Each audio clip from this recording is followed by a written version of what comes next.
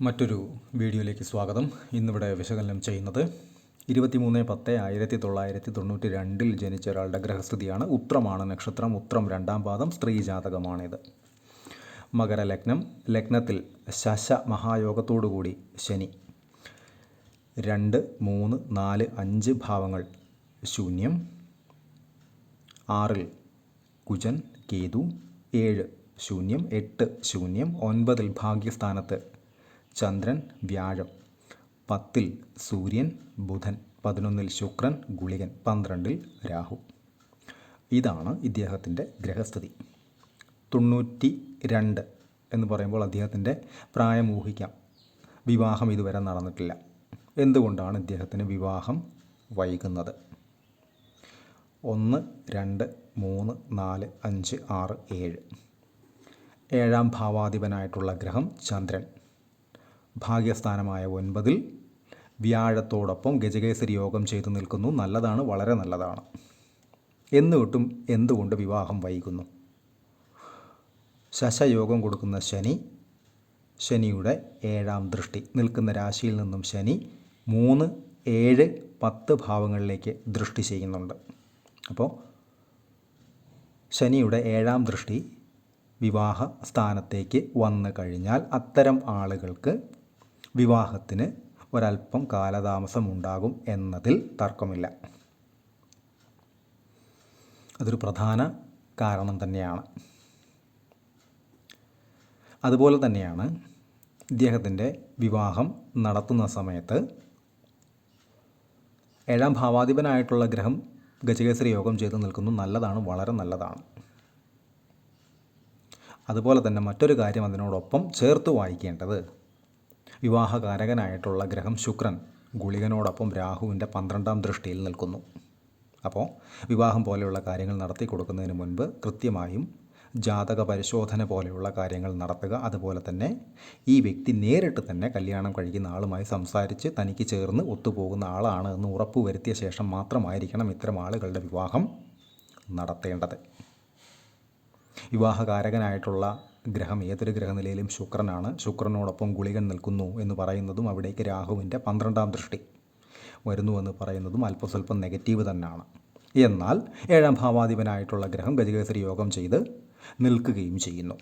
അപ്പോൾ അല്പം ജാഗ്രതയോടെയും ശ്രദ്ധിച്ചും വിവാഹം നടത്തി കൊടുത്തു കഴിഞ്ഞാൽ ഉത്തമമായിട്ടുള്ള വിവാഹ ജീവിതം തന്നെ ഇദ്ദേഹത്തിനുണ്ടാകുമെന്ന കാര്യത്തിൽ തർക്കമില്ല. പക്ഷേ ഒരു കാരണവശാലും തിടുക്കം കാണിക്കരുത് എന്ന് സാരം. നിൽക്കുന്ന രാശിയിൽ നിന്നും വ്യാഴം 5, 7, 9 ഭാവങ്ങളിലേക്ക് ദൃഷ്ടി ചെയ്യുന്നുണ്ട്. അപ്പോൾ വ്യാഴത്തിൻ്റെ 5-ാം ദൃഷ്ടി 1, 2, 3, 4, 5 ലഗ്നത്തിലേക്ക് തന്നെയാണ്. ശനിയാണ് അവിടെ നിൽക്കുന്നത്. എന്നിരുന്നാൽ തന്നെയും ശനി ശശയോഗം കൊടുത്തുകൊണ്ടാണ് ഇവിടെ നിൽക്കുന്നത്. അപ്പോൾ ഇത്തരം ആളുകൾക്ക് പ്രത്യേകിച്ചും ശനി ലഗ്നമായിട്ട് വരികയും ലഗ്നത്തിൽ ശനി നിൽക്കുകയും ചെയ്തു കഴിഞ്ഞാൽ എല്ലാ ശുഭമായിട്ടുള്ള കാര്യങ്ങൾക്കും ചെറിയ ഒരു കാലതാമസം കണ്ടുവരുന്നുണ്ട്. എന്നാൽ അത് വളരെ നല്ലതുമാണ്. കാര്യം ആ കാലതാമസം കൊണ്ട് പല അവസരങ്ങളിലും പോസിറ്റീവായിട്ടുള്ള കാര്യങ്ങൾ തന്നെയാണ് സംഭവിക്കാറുള്ളത്. അത് ആശ്വാസകരവുമാണ്. അതുപോലെ തന്നെയാണ് വ്യാഴത്തിൻ്റെ 5-ാം ദൃഷ്ടി ലഗ്നത്തിലേക്ക് വരുന്നു എന്ന് പറയുന്നതും അങ്ങേയറ്റം നല്ലത് തന്നെയാണ്. അപ്പോൾ ഇദ്ദേഹത്തിന് ഇപ്പോഴത്തെ നടപ്പ് ദശ എന്ന് പറയുന്നത് രാഹുദശയാണ്. അതായത് 2013 തൊട്ട് 2031 വരെ നീളുന്ന രാഹുദശ. അതിൽ തന്നെ രാഹുവിൽ ശുക്രൻ്റെ അപഹാരമാണ്. രാഹുവിൽ ശുക്രൻ എന്ന് പറയുമ്പോൾ വിവാഹകാരകനായിട്ടുള്ള ഗ്രഹമാണ് ശുക്രൻ. അതിൻ്റെ അപഹാരം നടക്കുന്നു 20/2/2025 തൊട്ട് 2028 ഫെബ്രുവരി 21-ാം തീയതി വരെ. ഈ സമയത്ത് വിവാഹ ആലോചനകൾ പോലെയുള്ള കാര്യങ്ങൾക്ക് വളരെ നല്ലത് തന്നെയാണ്. എന്നിരുന്നാലും ശുക്രന് ഗുളികൻ്റെ ബന്ധവും രാഹുവിൻ്റെ ബന്ധവും വന്നിട്ടുള്ളതുകൊണ്ട് വിവാഹ ആലോചന വരുന്ന സമയത്ത് പ്രത്യേകം നാളും ജാതകവും ഗ്രഹനിലയും ഒക്കെ നോക്കുക. പ്രത്യേകിച്ചും ഇത്തരം ആളുകൾ ചിങ്ങലഗ്നവുമായിട്ടൊക്കെ ബന്ധപ്പെട്ടിട്ടുള്ള ആളുകളെ വിവാഹം കഴിക്കാതിരിക്കാനും പ്രത്യേകം ശ്രദ്ധിക്കുക. ലഗ്നത്തിൽ സൂര്യൻ അല്ലെങ്കിൽ ചിങ്ങലഗ്നം പോലെയുള്ള വ്യക്തികളുമായുള്ള വിവാഹം പരമാവധി കഴിക്കാതിരുന്നാൽ ഏറെ നല്ലത്. കാരണം ശനി ലഗ്നമായി വരികയും ചിങ്ങലഗ്നം അല്ലെങ്കിൽ ലഗ്നത്തിൽ സൂര്യനൊക്കെ നിന്ന് കഴിഞ്ഞാൽ പരസ്പരം ശത്രുത അറിഞ്ഞോ അറിയാതെയോ ഉണ്ടാകും.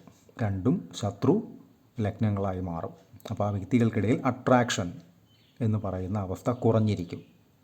അട്രാക്ഷൻ കുറഞ്ഞിരിക്കുമ്പോൾ തർക്കങ്ങൾ അല്ലെങ്കിൽ വഴക്കുകൾ, അസ്വസ്ഥതകൾ വർദ്ധിക്കുമെന്ന് സാരം. അതുപോലെ തന്നെ ഇദ്ദേഹത്തിൻ്റെ ഹെൽത്ത് സംബന്ധമായ, ആരോഗ്യ സംബന്ധമായിട്ടുള്ള കാര്യങ്ങൾ എടുക്കുന്ന സമയത്ത് 1, 2, 3, 4, 5, 6, 6ൽ ശത്രുവിൻ്റെ ക്ഷേത്രത്തിൽ കുജൻ. പ്രത്യേകിച്ചും 6ലെയും 8ലെയും കുജനെ അല്പം കരുതുക തന്നെ വേണം. ഇവിടെ 6ലൊക്കെ കുജൻ നിന്ന് കഴിഞ്ഞാൽ എന്തെങ്കിലും ആരോഗ്യ സംബന്ധമായിട്ടുള്ള അല്ലെങ്കിൽ ശരീരത്തിനെ ഇറിറ്റേറ്റ് ചെയ്യുന്ന രീതിയിലുള്ള അനുഭവങ്ങൾ ആ വ്യക്തിക്ക് ഉണ്ടാകാം. ഇദ്ദേഹത്തിന് അതുണ്ട്. അപ്പോൾ അതിന് വേണ്ടുന്ന കൃത്യമായിട്ടുള്ള ട്രീറ്റ്മെൻറ്റ്, കൃത്യമായിട്ടുള്ള വ്യായാമങ്ങൾ, കൃത്യമായിട്ടുള്ള ഭക്ഷണക്രമം മുതലായവ സ്വീകരിച്ച് തന്നെ മുന്നോട്ട് പോകാൻ പ്രത്യേകം ശ്രദ്ധിക്കുക. അതും രാഹുദശ നടക്കുകയും ചെയ്യുന്നു. ഇദ്ദേഹത്തിന് ഏറ്റവും നല്ല ഒരു പീരീഡായി വരിക വ്യാഴദശ 2031 ശേഷം വരുന്ന ഗജകേസരി യോഗം കൊടുക്കുന്ന ലഗ്നത്തിലേക്ക് ദൃഷ്ടിയുള്ള വ്യാഴത്തിൻ്റെ ദശ 2031 ഓഗസ്റ്റ് 4 തീയതി കയറും. 16 കൊല്ലമാണ് വ്യാഴത്തിൻ്റെ അപഹാര സമയം, ദശ എന്ന് പറയുന്നത്. അതിൽ തന്നെ വ്യാഴം സ്വാപഹാരം എന്ന് പറയുന്നത് ആദ്യത്തെ കുറച്ച് വർഷങ്ങൾ, അതായത് ഒരു 2-2.5 കൊല്ലത്തിനടുത്ത് വരുന്ന സ്വാപഹാരം എന്ന് പറയുമ്പോൾ അതൊന്ന് ശ്രദ്ധിക്കുക, അത്രയേ ഉള്ളൂ. അത് കഴിഞ്ഞാൽ ഇദ്ദേഹത്തിന് വളരെ നല്ല സമയം തന്നെയാണ്. ലഗ്നത്തിലേക്കുള്ള വ്യാഴത്തിൻ്റെ ദൃഷ്ടി ആർക്ക് ഏത് ഗ്രഹനിലയിൽ വന്നാലും, പ്രത്യേകിച്ച് ഗുളികൻ്റെയോ അല്ലെങ്കിൽ രാഹുവിൻ്റെയോ ഒന്നും ബന്ധമില്ലാതെ നിൽക്കുന്ന വ്യാഴത്തിൻ്റെ ദൃഷ്ടി ലഗ്നത്തിലേക്കൊക്കെ വന്നു കഴിഞ്ഞാൽ ആ വ്യക്തിക്ക് വളരെ നല്ലത് തന്നെയാണ് എന്ന് മനസ്സിലാക്കുക. അതുപോലെ തന്നെ ഇദ്ദേഹത്തിൻ്റെ ദശകൾ എടുത്തു കഴിഞ്ഞാൽ ഉത്രമാണ് നക്ഷത്രം, സൂര്യദശയിലായിരുന്നു ജനനം. 96 വരെയാണ് ജന്മശിഷ്ടം. സൂര്യൻ, അതിനുശേഷം 10 കൊല്ലം ചന്ദ്രൻ, ശേഷം 7 കൊല്ലം കുജൻ, അതിനുശേഷമാണ് ഇപ്പോഴത്തെ നടപ്പ് ദശയായിട്ടുള്ള രാഹു. 12ലെ രാഹുവാണ്. നിൽക്കുന്ന രാശിയിൽ നിന്നും 6, 7, 9, 12 ഭാവങ്ങളിലേക്ക് രാഹു ദൃഷ്ടി ചെയ്യുന്നുണ്ട്. രാഹുവിൻ്റെ 12ാം ദൃഷ്ടിയെക്കുറിച്ച് നേരത്തെ പറഞ്ഞു. ശുക്രനിലേക്കാണ്, ഗുളികൻ നിൽക്കുന്നിടത്തേക്കാണ് ദൃഷ്ടി വന്നിട്ടുള്ളത്. ഗുളികനാകട്ടെ തൻ്റെ 2ാം ദൃഷ്ടി രാഹുവിലേക്ക് നടത്തുന്നുമുണ്ട്. അപ്പോൾ രാഹുദശയെ ഒരല്പം കരുതി തന്നെ, ജാഗ്രതയോടെ തന്നെ, ശ്രദ്ധയോടെ തന്നെ കൃത്യമായ പരിഹാരങ്ങൾ ചെയ്ത് തന്നെ മുന്നോട്ട് പോകാൻ ശ്രമിക്കുക. രാഹുദശ തീർത്തെടുത്തു കഴിഞ്ഞാൽ പിന്നീട് വരുന്നത് ഗജകേസരി യോഗം കൊടുക്കുന്ന ലഗ്നത്തിലേക്ക് ദൃഷ്ടിയുള്ള വ്യാഴത്തിൻ്റെ ദശയാണ് എന്നും അറിയുക. ചെലവുകൾ ഇത്തരം ആളുകൾക്ക് പൊതുവെ കൂടിയിരിക്കും. അവരുടെ ടോട്ടൽ ഒരു ജീവിതത്തിൻ്റെ ശരാശരി എടുത്തു കഴിഞ്ഞാൽ ചെലവുകൾക്ക്, വരവ് വന്നാൽ തന്നെയും ചെലവുകൾ കൂടിയിരിക്കും. ചെലവിൻ്റെ സ്ഥാനമാണ് 12, വ്യയസ്ഥാനം. അവിടെ രാഹു നിൽക്കുന്നു. അതുപോലെ തന്നെ അവിടേക്ക് ഗുളികൻ്റെ ദൃഷ്ടിയും വരുന്നു എന്ന് പറയുമ്പോൾ പലപ്പോഴും പ്ലാൻ ചെയ്യാത്ത രീതിയിലുള്ള കാര്യങ്ങൾക്ക് പോലും ചെലവുകൾ സംഭവിക്കുന്ന പല ആളുകൾ അങ്ങനെ വിളിക്കാറുണ്ട്. അപ്പോൾ ഇത്തരം കാര്യങ്ങൾ ശ്രദ്ധിച്ചു തന്നെ വേണം ഈ വ്യക്തി മുന്നോട്ട് പോകാനായിട്ട്. കുജദശ കഴിഞ്ഞാൽ രാഹുദശ, ഇപ്പോഴത്തെ നടപ്പ് ദശ. അതിനുശേഷം ഗുരുദശ, നേരത്തെ പറഞ്ഞു 2047 വരെ. അതിനുശേഷമാണ് ശനിദശയും ഈ വ്യക്തിക്ക് വളരെയധികം നല്ലതാണ്. കാരണം ലഗ്നത്തിൽ ശനി ശശമഹായോഗം കൊടുത്തുകൊണ്ട് നിൽക്കുന്നു. ശനിയെ കൊണ്ടാണ് ശശ മഹായോഗം, കുജനെ കൊണ്ടാണ് രുചകയോഗം. ഈ ജാതകത്തിലുള്ളതല്ല, അല്ലാതെ ജനറലായി പറയുന്നുവെന്ന് മാത്രം. വ്യാഴത്തെ കൊണ്ട് ഹംസയോഗം, ശുക്രനെ കൊണ്ട് മാളവ്യയോഗം, ബുധനെ കൊണ്ട് ഭദ്രായോഗം. അങ്ങനെയാണ് ഓരോ ഗ്രഹങ്ങളും കൃത്യമായിട്ടുള്ള ബലത്തോടു കൂടി കൃത്യമായ പൊസിഷനിൽ നിന്ന് കഴിഞ്ഞാൽ, ഇവിടെ ലഗ്നത്തിൽ തന്നെ ശനിയുള്ളത് കൊണ്ട് ശശമഹായോഗം എന്ന് സാരം. വളരെ നല്ല പവർഫുള്ളായിട്ടുള്ള യോഗം തന്നെയാണ്. ശനിദശയിലൊക്കെ വളരെ വളരെ നല്ലതായിരിക്കും. ശനിയുടെ അപഹാരങ്ങളൊക്കെ വരുന്ന സമയത്തും നല്ലതായിരിക്കും. അതുപോലെ തന്നെ കണ്ടകശനി, ഏഴരശനി പോലുള്ള ചാരവശാൽ ശനി മാറുമ്പോഴുള്ള വലിയ നെഗറ്റീവ്സ് ഒന്നും ഇത്തരക്കാർക്ക് അനുഭവിക്കേണ്ടതായി വരികയുമില്ല. എന്നാൽ ചെറിയ ടെൻഷൻസൊക്കെ ആ സമയത്ത് കണ്ടകശനി, ഏഴരശനി പോലെയുള്ള അനുഭവങ്ങളിൽ ഉണ്ടാകും. എന്നിരുന്നാലും ശനി ഇദ്ദേഹത്തിന് വളരെ അനുകൂലം തന്നെയാണ്.